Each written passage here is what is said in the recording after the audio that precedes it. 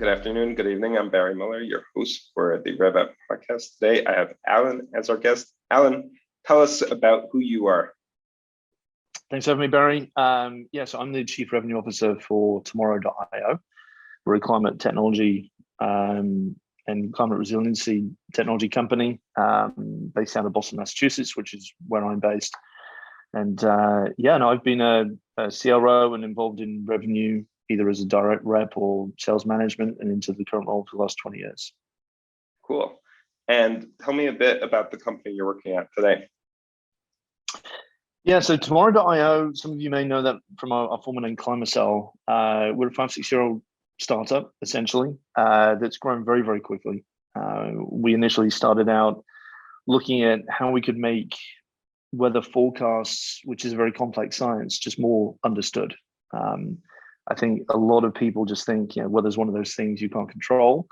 And therefore, millions upon millions of dollars, if not billions of dollars, are essentially written off.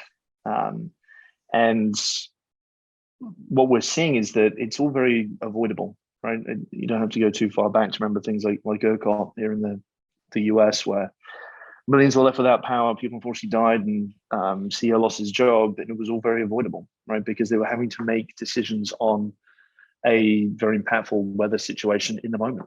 And I think what we're trying to help people do is really be more proactive, inform decisions ahead of time to really build that kind of continuity plan, business resiliency plan, align that to weather and climate, and make the complex, and let's be honest, weather forecasting is extremely complex, make it a lot more comprehensive but understood, so decision makers have the control and the confidence to make those decisions ahead of time. Mm-hmm.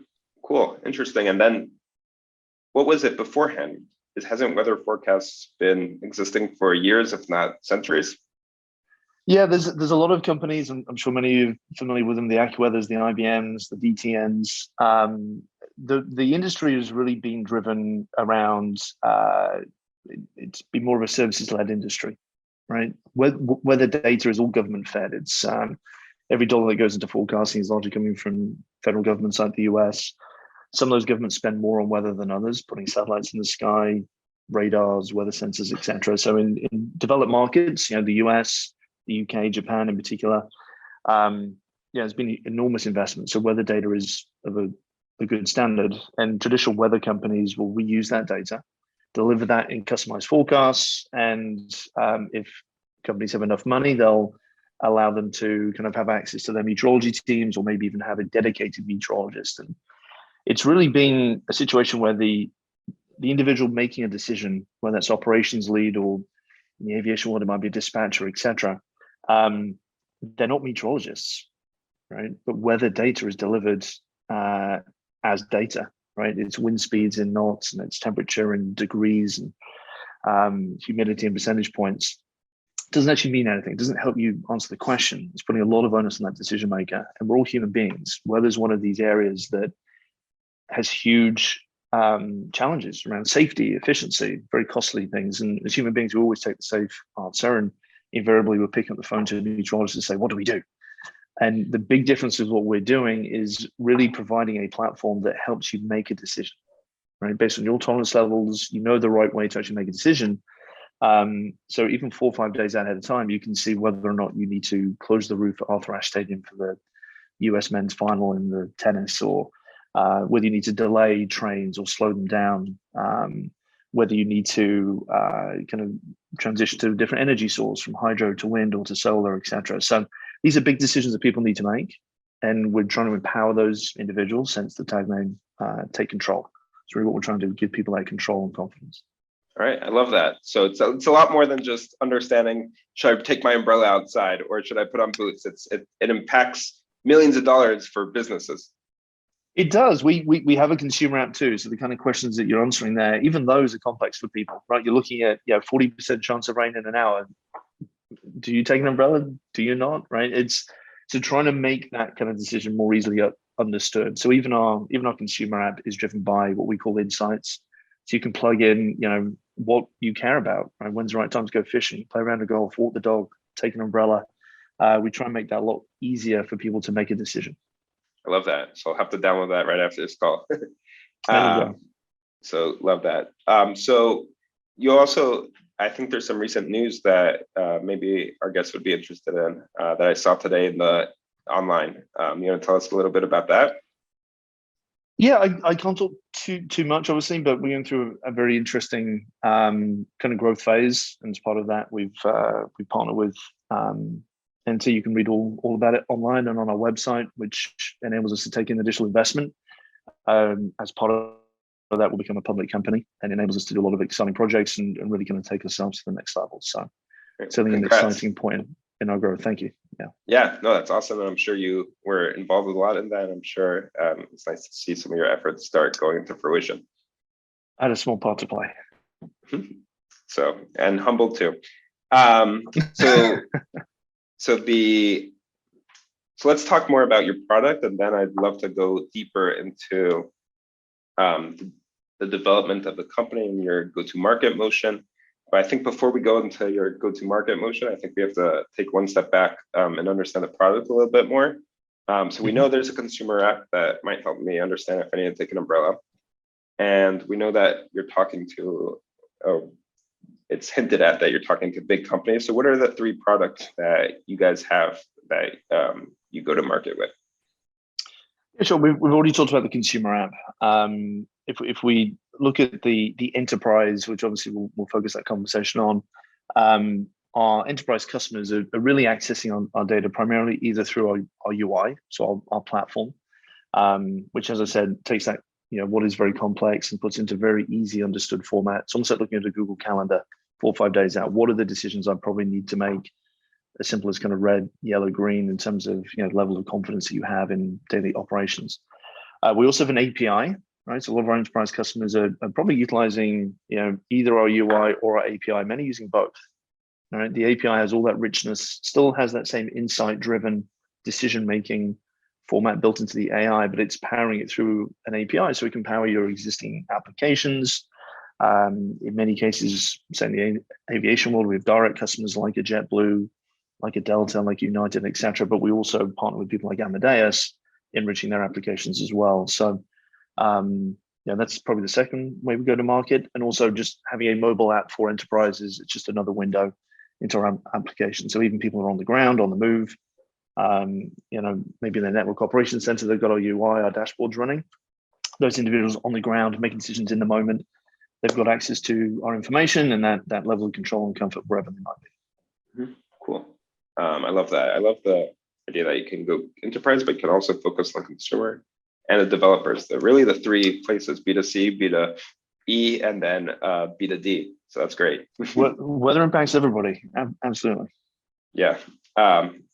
Okay, so cool. So I wanted to focus on one specific thing to begin off with, is the idea of your enterprise growth. So 3 years ago, your team had 1 or 2 customers in enterprise, so 2018. And then coincidence or not coincidence, you joined about 2.5 years ago. And now your team has more than 120 enterprise customers, which is a big jump from your team. When was your company founded? We were founded about 6 years ago. 6 years ago. So in the past 3 years, you've obviously, or it's seemingly, either the product was ready to go enterprise or the go-to-market sales motion was ready to go enterprise. I think it would be interesting for our listeners to understand what you needed to do in order to get the team ready. So not just your sales team, but also the organization ready, the team ready, and what are some of the tactical things that you did to get to 120 customers and beyond? Sure. A lot of that was kind of not done overnight. So you say kind of tactical things. A lot of those are kind of big, long strategic things, which I'm going to touch on. Right. So when I mentioned the fact we were founded 6 years ago, a lot of that early time and investment in particular was really building the technology and the platform. Not to get too much into the detail, but we're taking data sources far beyond just that governmental data that I mentioned. Right, we're taking feeds from everything from connected vehicles to planes in the sky, even looking at CCTV footage to see when rain turns to sleet, turns to snow, etc. So really building that, and you move beyond the data itself into the models. Again, we're not just repurposing governmental models. we're the only private weather company in the world to have numerical weather prediction model in production, for instance. So a lot of science went behind it to get to the point where even getting those first few enterprise customers was needed, right? We needed to actually bring value to the table, not just get a minimally viable product out there. We really did have a very, I would say, robust and enterprise-ready solution, even 3 years ago when we were still very, very young. So to your earlier point, so I joined in August 2019, which seems a lot longer ago than it was with the pandemics in the middle and everything else. But when I joined, we already had some of these incredible brands, right? We had people like the NFL and National Grid and Ford and JetBlue, and we were fortunate that some of those customers actually became investors in our technology and became so enamored with it. So when I joined, having that kind of stable baseline was incredible, right? Because we didn't have to guess our value. We had these incredible customers, and the first thing I do, doesn't matter what company I'm working with, whatever technology I'm engaged with, I always ask the question, what is the cost of not using tomorrow.io? Right? It's a very specific question. It's not what is the value of weather data, because there's plenty of weather data. In fact, there's almost too much of it. It confuses people, right? So it's a very specific question. If you're not using tomorrow.io, what process are you stuck with, and how is that costing you money, right? And then what I did coming in is, any sales leader going to any business, you have to build a go-to-market plan, and that plan has to have focus. So really, you're driven probably by two ways to grow a sales team: either growing teams out by territory, right? So you might have a team here in the US and the Northeast, Mid-Atlantic, Northern California, Southern California, etc. Challenge there is that they pick up the phone 1 minute to an airline, then the next to an energy company, the next to a sports team or league. Use cases are extremely diverse and different. The acronyms, the terminology, the impact the weather has, the actual cost varies enormously. So it was obvious to me that when answering that question, what is the cost of not using tomorrow? It was such a specific answer, right? That we needed to build teams that were completely aligned to that value, that understood that cost and can articulate that in the customer's terminology, right? So we were credible and we were empathetic. And ultimately we became trusted advisors, which is an important kind of phase to go through for any kind of enterprise sales motion. So initially, when we went to market, as I earlier said, weather impacts everybody, right? And we were looking at, wow, we could market to everybody, anywhere in the world, in any industry. And we quickly learned that, while we could do that, it was really important to focus on where we could build repeatability and therefore predictability. And that's how we kind of grow a business. So we actually focused on 5 core markets originally. We built sales teams around those 5 markets. We're in those global teams, but really focused predominantly in North America. And we obviously sold more through that kind of focus point. And through doing that, you learn more because you get more customers, you get more feedback. So you start to tailor the solutions, you start to tailor your marketing messaging. You perfect what I call playbooks. And we built these playbooks by industry, which really, it's the kind of Bible to any salesperson on day one. You get your laptop and you get your playbook for whatever industry you're aligned to. And it's really that cheat sheet that helps you understand, what is the impact to this industry? How do we answer that question, the cost of not using us? What are airlines? What are renewable energy companies? What are logistics companies, sports teams, etc.? What are they doing if they're not using us? What's the unique value that we bring? How can that be quantified and valuable, and how do we communicate that? So you start to build this repeatability up, which is a magic word for any sales leader. And then as we grew, obviously people find you as well. So what became 5 teams has grown to actually 8 teams now. We're looking to actually bring on a 9th industry vertical.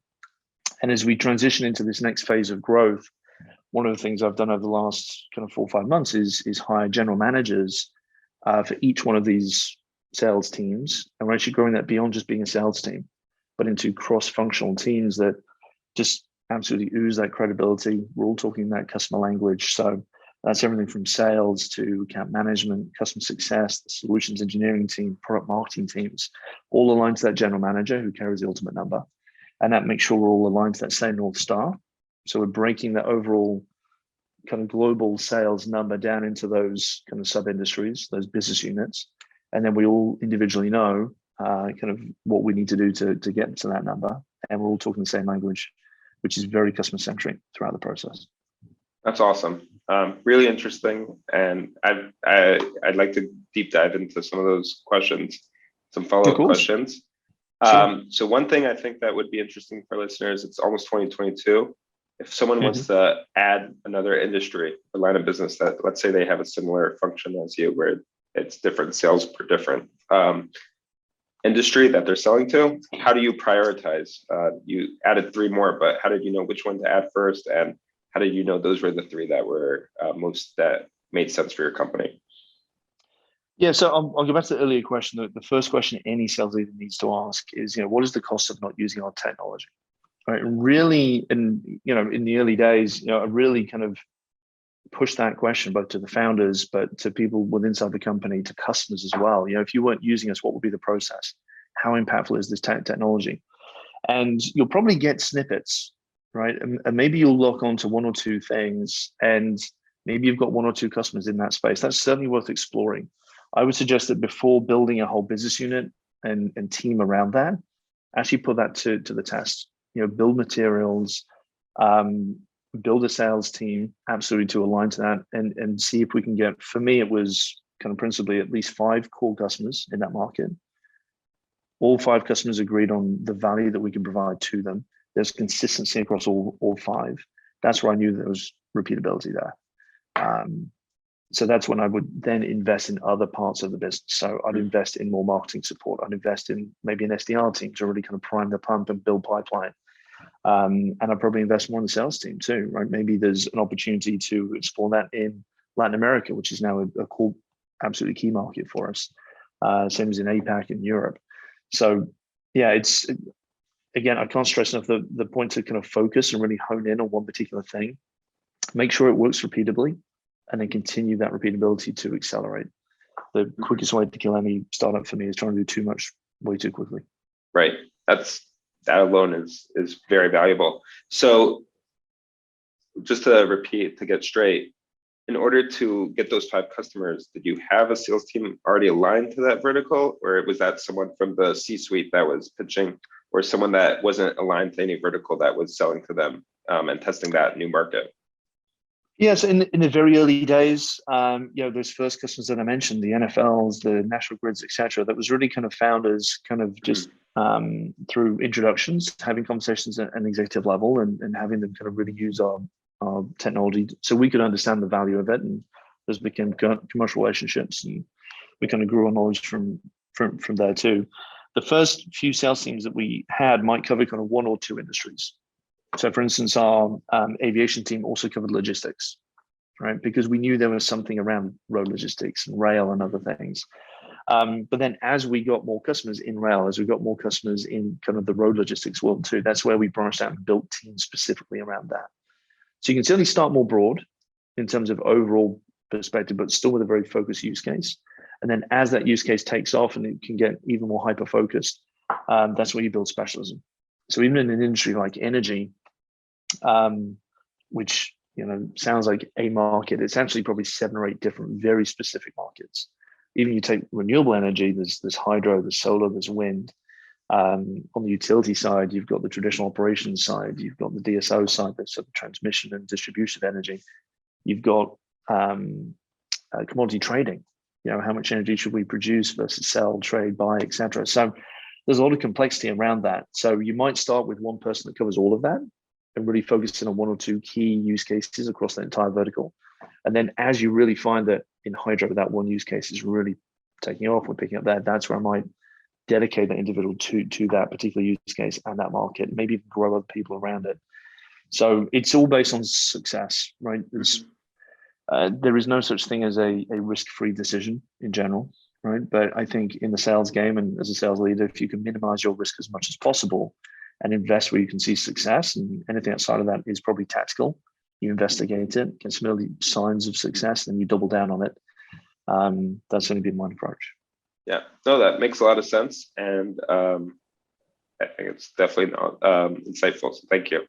I think another interesting thing, so not only did your team expand to 120 enterprise customers, but your team also increased the average contract value. I saw online that went from 300K 1 year to 425 for one specific industry.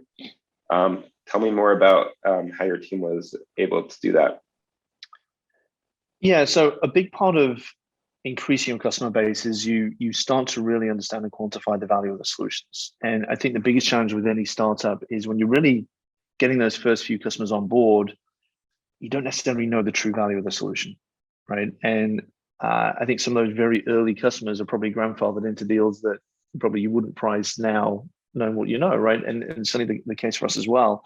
But the value you get from those relationships is just so critical, right? I'll give you he says the market you're referring to is aviation, right? So, one really good use case for aviation that sounds a simple one is the dilution type that aviation organizations use for de-icing, for instance, which, given the temperature in Boston today, is very relevant. It's an extremely complex decision, right? There's a lot of different variables that go into that decision. There's about 12 different dilution types. They range in severity, they range in price enormously. And even the cheapest dilution type is way more expensive than gasoline. So it's a fairly expensive decision. But there's variables like temperature, wind speed, wind direction, solar radiation, time of day, for here in Boston, Logan Airport, even sea temperature and tide, right? Because the runway is actually out on the water. So a lot of complexity to it. And that cost of not using tomorrow would be a very manual process. You maybe take a data dump from a traditional weather provider, you pop that into an Excel formula, for instance, and then you've got probably some individual trying to make sense of that and decide what dilution type to use. And to quote a very senior leader inside JetBlue, who I think this was a Wall Street Journal interview that they gave, before Tomorrow.io, they used to de-ice every plane every day just in case, right? Because it's a fairly powerful decision. Human lives are at risk if you don't de-ice a plane and don't use a severe fluid enough, for example. So we learned very quickly, and that same individual quoted that use case to them is worth $50,000 per airport per month, right? That as a sales leader is gold dust, right? Because you start to really understand the value and the cost there. So as we build our pricing and as we understand our value, a rule of thumb I always use is at least 10 to 1, right? So if it's $1 million solution in the SaaS world, where it's the same cost year on year, someone is willing to spend probably $100,000 a year to solve $1 million a year problem, right? A $10 million problem is $1 million a year solution, right? That's always been a rule of thumb for me throughout my career. So as long as we understand that cost of not using tomorrow, we can apply numbers to it that really helps inform what the pricing is, how it's relevant, how we can build an ROI with that prospect throughout the process based on their numbers, their decisions. And you've got that credibility and referenceability of those customer stories. You can bring it to life. That for me is how you grow an ASP. You align it back to value. So it's never so much a cost you're presenting to people, right? If you can get them into that mindset that every day they're not using your technology, they're essentially losing money, right? So this is an investment on their bottom line. If we're not using tomorrow, we're going to be losing money. Because one thing we learned during COVID more than anything else is that people really did focus on margins. Companies are put into a horrendous situation, having to furlough employees, etc. So if you take a piece of paper to a CFO and say, hey, I'd like to buy Tomorrow.io, you've got to expect the CFO to say, why on earth will we be spending money? We've got a budget freeze. We've had to let people go. Unless you can say, if we don't invest in Tomorrow.io, we will lose X, and here's why.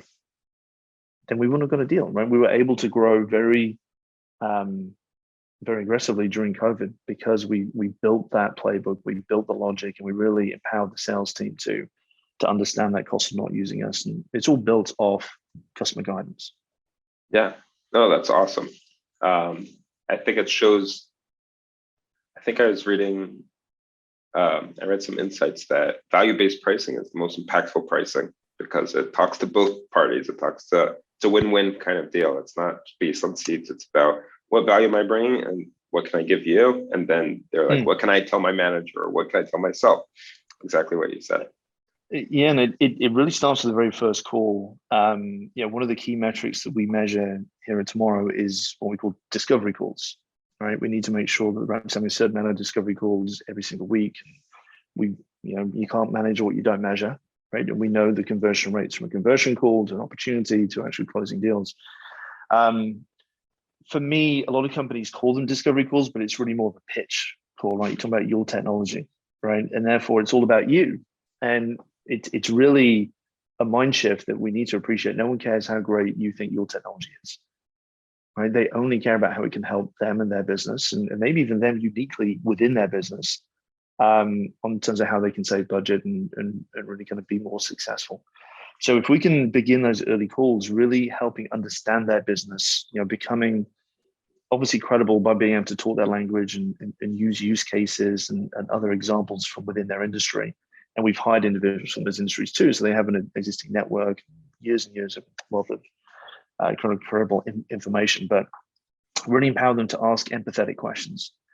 So we can start to really understand, in many cases, the pain that these customers are in, where they don't realize that they're in. As I mentioned right at the front of this call, there are billions of dollars a year that just kind of written off because of weather. And it doesn't need to be necessarily, right? If you can be more proactive, if you know what's coming, if you can make those impactful decisions proactively instead of in the moment based off, instinct or experience, you can actually save an enormous amount of money on the bottom line, right? And if we can get that into the buying cycle right from that first call, then to your point, Barry, it's really about them, and it's value based, and it's how can we improve your business. That's the measurableness of, say, a proof of value or a proof of concept that we might do, not just some kind of validity exercise in terms of our technology. It's really about how we can help them. That's awesome.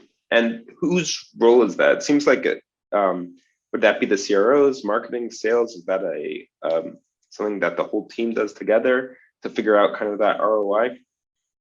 It really is a team effort, yeah, and that's why we built these cross-functional teams by industry, because it's not just on a sales persona, or it's not just on a marketing persona, or anything else, nor a leadership thing, right? It's what you typically find in any company is that there's extreme knowledge in people's heads, right? And part of the challenge of any CRO is kind of extracting that data out of people's heads and getting into the right medium to be appreciated by all, right? And a lot of that knowledge quite often will exist in something like an account management team or customer success team, because they're talking to customers all day long.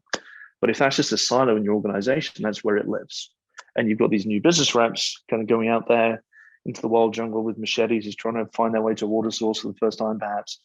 If they're not empowered with that knowledge, you're doing them a disservice, right? So by really creating these teams that are cross-functional, you have account management, CS, sales, the solutions engineering team, and leadership of that team, all communicating around projects daily and sharing ideas and thoughts. And as I mentioned, all of that goes into the playbooks. We officially update all of our industry playbooks, which are now kind of sub-industry playbooks, because that knowledge has grown and grown. We update them quarterly, but there's always kind of point releases throughout that too. And I love reading those, right? Even as the CRO, I can't be talking to all customers all the time. I love just learning new use cases, the value that we provide, and it really does kind of power kind of thoughts and ideas for the future as well. Yeah, that makes sense, and that's awesome. So I learned a lot this interview. I really appreciate you being a guest, especially on such a big PR day for your company. Looking forward to keeping in touch and learning more. And for our listeners, where can they reach you if they have any questions on this podcast? Sure, you can certainly find me on LinkedIn. My email is first name dot last name, so alan.hawley@tomorrow.io. And yeah, please do reach out. It's the CRO community is a great one, right? I think we've all been in different walks of life and different technologies and different industries and faced different challenges. And certainly I've learned from the best. I've been very fortunate to have incredible mentors along the way and continue to. And yeah, I would love to kind of continue to grow that network as well. So I love the work you guys are doing on the podcast, and wherever I can help, and I'd be happy to kind of join again whenever it makes sense. All right. Thanks, Alan. All right. We'll talk soon.